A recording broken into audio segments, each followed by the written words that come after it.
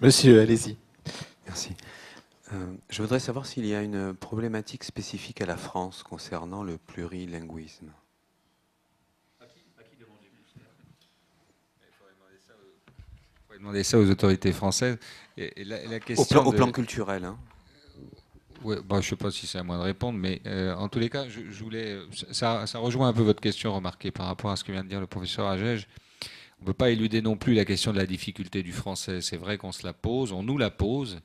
Et beaucoup de populations dites francophones, c'est-à-dire qui apprennent le français très tôt, en réalité. On parlait de l'Afrique en particulier, puisque ce n'est pas leur langue première, ce n'est pas la langue maternelle, comme on dit communément, puisque souvent à la maison, ils parlent une autre langue, voire deux autres langues.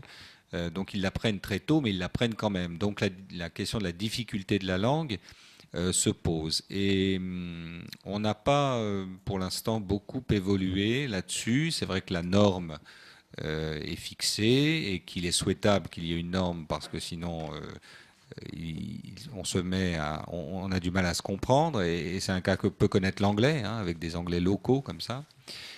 Et en même temps, il faut continuer à être une langue utile et accessible au plus grand nombre, notamment dans ces pays.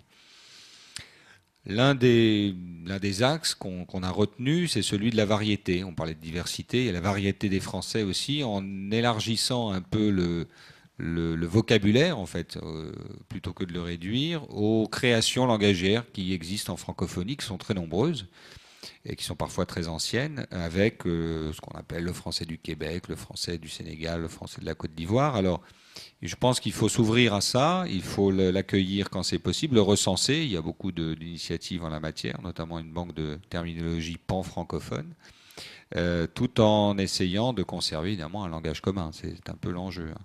Alors pour ce qui concerne la France, la grande question, c'est la question des langues régionales. Bon, là, vous n'avez pas de représentant du ministère français de la Culture qui vous en dirait sans doute beaucoup.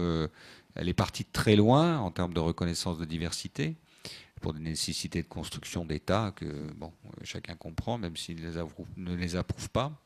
Mais je crois qu'il y a eu depuis quelques années un effort assez important de reconnaissance des langues régionales.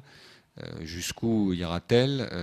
Là, c'est pas moi qui peux le dire, mais il y a eu en tous les cas des efforts. Mais on reproche encore à la France, c'est vrai, de ne pas avoir, par exemple,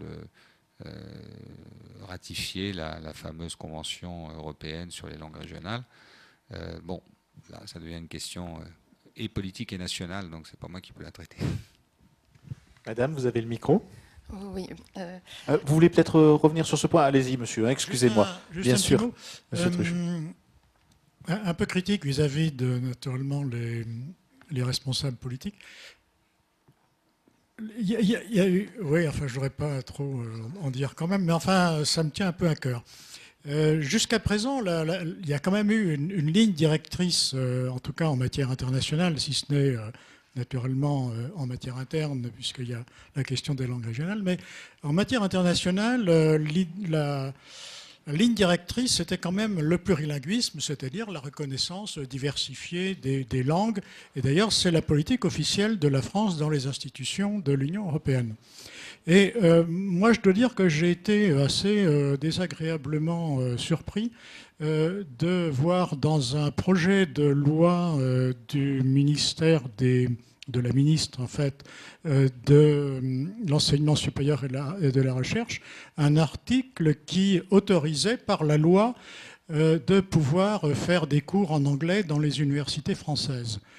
Il me semble que là-dessus, il y a une forte contradiction entre vouloir le plurilinguisme, vouloir que le français soit une grande langue de communication internationale, ce qu'elle est, Claude Agege l'a bien noté, et admettre par la loi en plus, hein, le français est quand même la langue de la République, ou la langue de la République est le français dans l'ordre, de vouloir faire une exception, alors que l'on sait, là, il y a beaucoup d'études, j'en ai fait moi-même, qu'en réalité, lorsque l'on fait des cours, lorsqu'on fait un enseignement dans une langue étrangère, ces enseignements sont d'une qualité bien inférieure à l'enseignement que l'on fait dans la langue traditionnelle d'enseignement du pays. Donc c'est suicidaire.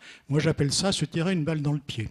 Jean-Claude Lasnier. Alors, justement, et Claude connaît bien ce rapport, les présidents d'universités allemandes viennent justement, dommage pour ce ministre, de se prononcer absolument au contraire, c'est-à-dire qu'ils ont, alors qu'ils avaient pendant un certain nombre d'années demandé à ce que les matières soient diffusées en Allemagne dans les universités en anglais, eh bien, ils viennent de revenir en arrière en demandant que ces matières soient diffusées en allemand et dans d'autres langues, mais pas en anglais.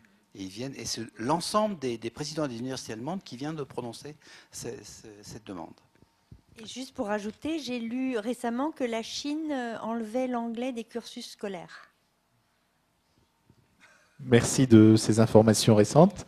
Madame, vous avez une question ?